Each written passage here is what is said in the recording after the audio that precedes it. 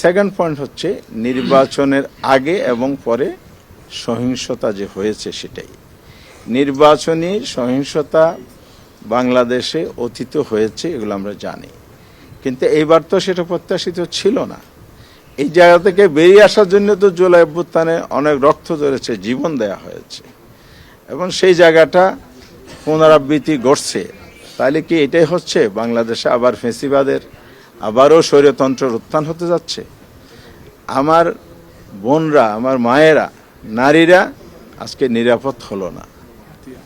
হাতিয়ার ঘটনা কি আপনারা জানেন? 2018 সালের সেই সুবর্ণ সৌরের ঘটনার পুনরাবৃত্তি করতেছে। সেদিন কি হয়েছিল? একজন মা, একজন নারী, 4 সন্তানের জননী, তাকে গণধর্ষণের শিকার হতে হয়েছিল। প্রশাসন বলেছে এদিন কোনো ঘটনা ঘটে নাই। হাতিয়া তো একই সুর বাজতেছে।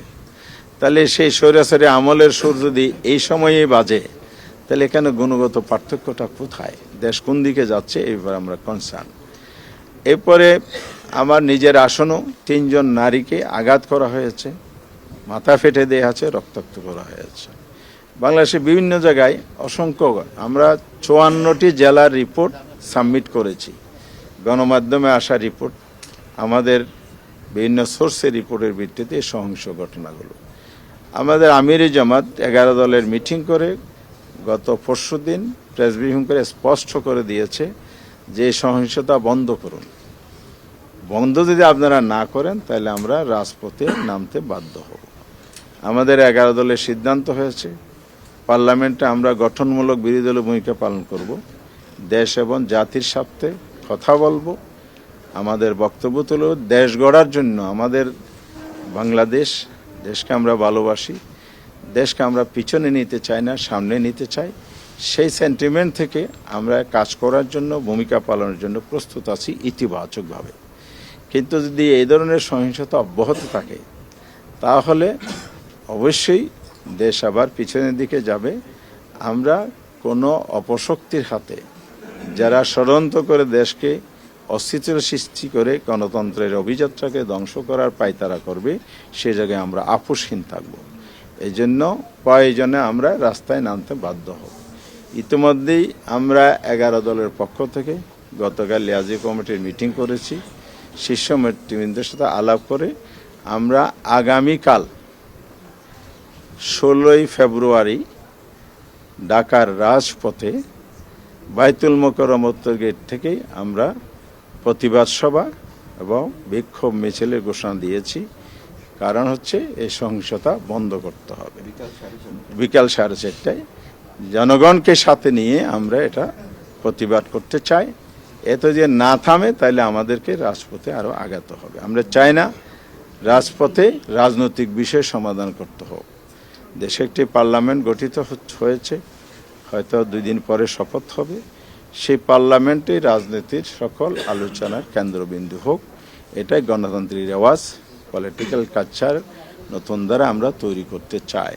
কিন্তু যারা অধিক সংখ্যক আসনে বিজয়ী হয়ে সেই পথে না হেঁটে অসুস্থ পথে যেতে চান, জনগণ সেটা মেনে নেবে না। জনগণকে সাথে নিয়ে আমরা এটা রুখে দেবো ইনশাআল্লাহ। আরেকটা বিষয় হলো সংস্কার। খানা ভোট হয়েছে, এখানে অবাক হওয়ার মতো বিষয়, বিভিন্ন আসনে আপনার ধানের শীষ প্রার্থী বা তাদের জোটের প্রার্থী যা ভোট পেয়েছে, না ভোট পড়েছে সেই পরিমাণ। তাহলে সংস্কার সবাই মিলে করার জন্য আমরা জুলাই সনদ রচনা করলাম, কিন্তু ভোটের রেজাল্টটা এরকম হয়েছে কিভাবে, এটা দেশবাসী অবশ্যই বিবেচনায় আনবে আগামী দিনে।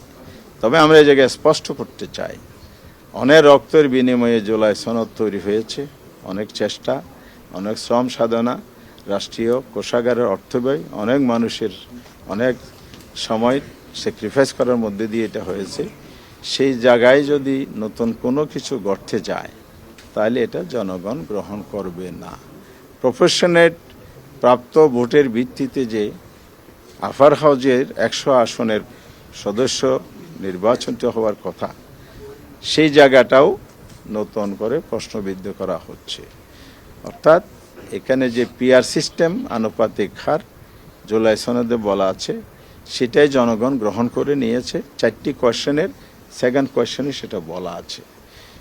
এটা কেউ যদি বলে যে তাদের নোট অফ ডিসেন্ট ছিল, তাহলে আমরা মনে করি জনগণের ম্যান্ডেট আসার পরে এজন্য কোনো নোট অফ ডিসেন্ট আর কার্যকারিতা নাই। সেটা দলীয় বিষয়, এখন পাবলিক প্রপার্টি হয়ে গেছে, জনগণের অ্যাসেট হয়ে গেছে, জনগণের ম্যান্ডেট এসে গেছে।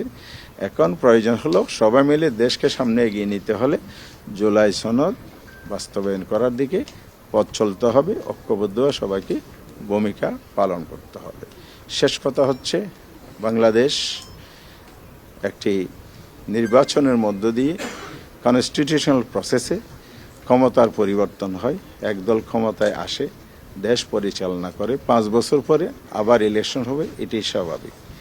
কিন্তু কোনো দলের জনগণের দায়িত্ব নেওয়ার পরে যদি মিসহ্যান্ডেলিং হয়ে যায়, সেই দায়িত্ব তাদেরকে নিতে হবে। আর এবারের ইলেকশনে জন আকাঙ্ক্ষার প্রতিফলন ঘটে নাই, যে কারণে জনগণের ভোটের মাধ্যমে যে ক্ষমতার পরিবর্তনে আশাটা ছিল, এ কথাটা কিন্তু প্রশ্ন রয়ে গেল। তবে আমরা আশাবাদী হতে চাই, আগামী দিনে যেই আমাদের সামনে বাংলাদেশ গড়ার স্বপ্ন আছে, আমাদের নির্বাচনী ম্যানিফেস্টোতে আমরা বলেছি আমরা ঐক্যবদ্ধ বাংলাদেশ চাই, আমরা সবাই মিলে দেশ গড়তে চাই, দেশকে সামনে এগিয়ে দিতে চাই।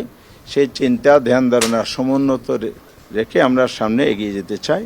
এই জন্য কমিশনকে আমরা বলেছি এই অভিযোগগুলো আপনারা খতিয়ে দেখেন, আর আমরা আইনি প্রক্রিয়া যেটা আগাবো, স্বচ্ছতার সাথে যদি আইন প্রয়োগ হয়, বিচারিক প্রক্রিয়া অনুসরণ করা হয়, কোনো হস্তক্ষেপ ছাড়া যদি ন্যায় বিচার প্রতিষ্ঠিত হয়, এটাই হবে আগামীর বাংলাদেশের জন্য একটা নতুন মাইলফলক।